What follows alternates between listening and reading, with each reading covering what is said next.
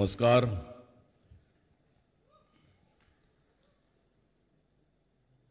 व्यासपीठावरील माननीय मुख्यमंत्री देवेंद्रजी फडणवीस, माननीय उपमुख्यमंत्री अजितदादा पवारजी, सांस्कृतिक मंत्री आणि आमचे मित्र आशिषजी शेलार,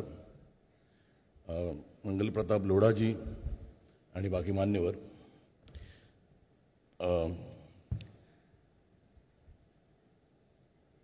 ही बाहुली माझ्याकडे खूप वर्षापूर्वी मला मिळाली होती आणि त्यानंतर मिळतच गेली होती. खूप हा जो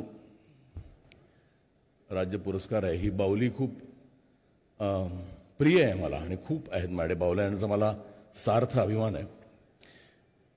पण आज या बाहुलीचं महत्त्व फार मोठं आहे. एका गोष्टीचा आनंद आहे, सध्या मराठी चित्रपटसृष्टी ही खूप योग्य हातात आहे आणि त्याचा प्रवासही उंचावत चाललाय, त्याचा आनंद आहे. आणि तुम्ही एवढं करतात, आम्ही खात्री देतो की हे वर्ष आम्ही पण तुम्हाला अशी एक गिफ्ट देऊ की मराठी सिनेमा पुन्हा त्या दैदिप्यमान पदावर असेल. कारण सुरुवात मुळात मराठी सिनेमाची एका मराठी माणसाने केली, दादासाहेब फाळके, आणि खऱ्या अर्थानं तो सिनेमा वाढवला किंवा त्याला मान दिला तो व्ही शांताराम यांनीच. म्हणजे मला आठवतंय, मी वडाळ्याला राहायचो आणि मिडल क्लास घरातनं आलेलो, काय पुढे करायचं माहीत नाही, शिक्षण झालेलं, म्हणजे जवळजवळ मी ट्रान्सपोर्टचा व्यवसाय करून एक टेम्पो विकत घ्यायचा विचार केला. मला अजून आठवतं, तिथपासून इथपर्यंत वाईट प्रवास नाही, चांगलाच झालेला आहे. पण त्यावेळेला आम्ही शिवाजी पार्कला महात्मा गांधी तलाव आहे, तो आम्हाला परवडायचा कारण तो महानगरपालिकेचा होता. आणि वडाळ्यावरून आम्ही वडापाव खायचं म्हणून बसचे पैसे वाचवायला चालत जायचो. आणि प्लाझावरनं कित्येक वेळा गेलेले असताना त्या प्लाझाच्या समोर एक ट्रायंगल आहे आणि तिकडे कित्येकदा मी व्हाईट कपडे घातलेले,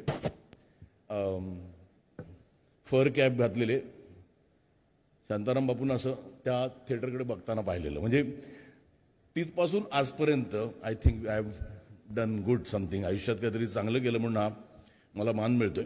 आणि खऱ्या अर्थानं सिनेमा म्हणजे आज इथे खूप चांगले चांगले दिग्दर्शक आहेत, तरुण तरुण दिग्दर्शक आहेत. आणि मराठी सिनेमा आज नॅशनल अवॉर्डला पण ज्यावेळेला 3 सिनेमे आमचे येतात त्यावेळेला तो खूप आनंदाचा क्षण आहे. आणि त्यांना मला एकच सांगावंसं वाटतं की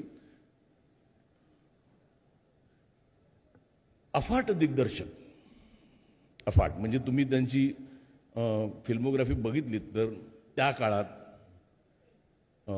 माणूस, शेजारी, डॉक्टर कोटणीस की अमर कहाणी, म्हणजे फिनॉमिनल तसे पिक्चर आजही निघत नाही आहेत. आणि त्यावेळेला एक प्रोग्रेसिव्ह सिनेमा करणारे एक थोर फिल्ममेकर आणि त्यांच्या नावाने हा पुरस्कार मला मिळणं म्हणजे जसं मुक्ता म्हणाली, एक वेगळी जबाबदारी आहे. म्हणजे आधी मला वाटायचं की आता रिटायर व्हायचं त्यावेळेला जीवनगौरव देतात, पण नाही. जसं अनुपमजी म्हणाले की 30 वर्ष, मी 30 वर्ष म्हणणार नाही, पण 10 वर्ष तरी मला अजून यायचं इथे आणि चांगले चांगले सिनेमे घेऊन.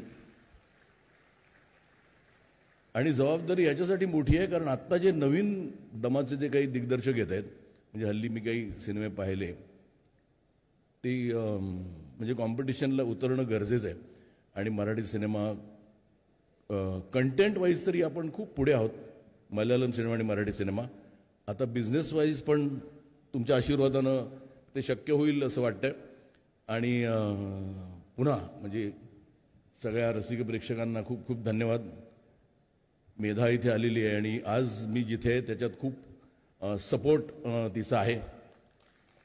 खूप लोकांचे आभार मानायचे पण सगळ्यांना नाही ते मानता येणार. पण पुन्हा एकदा धन्यवाद महाराष्ट्र राज्याचे आणि जय महाराष्ट्र. धन्यवाद.